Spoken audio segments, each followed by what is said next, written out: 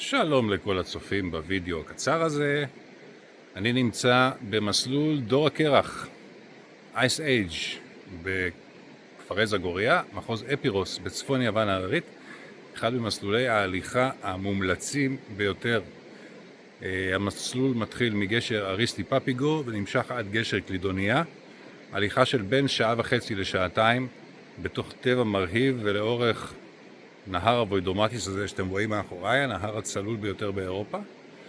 כל הפרטים איך להגיע למסלול הזה ולעוד הרבה אחרים, כנסו לעמוד כפרי זגוריה של אתר יוון והאיים. מידע ספציפי על המסלול הזה תוכלו לקרוא בעמוד מסלול דור הקרח. תראו איזה מרהיב. אגב, אני מצלם את הסרטון הזה עכשיו בסוף פברואר, ולכן כל הצמחייה מאחוריי לא בדיוק ירוקה. אנחנו באזור מאוד מאוד שלחתי. במהלך החודשים יוני, יולי, אוגוסט, ספטמבר, כל הדבר הזה ירוק עם המי טורקיזה האלה, פשוט מהפנט.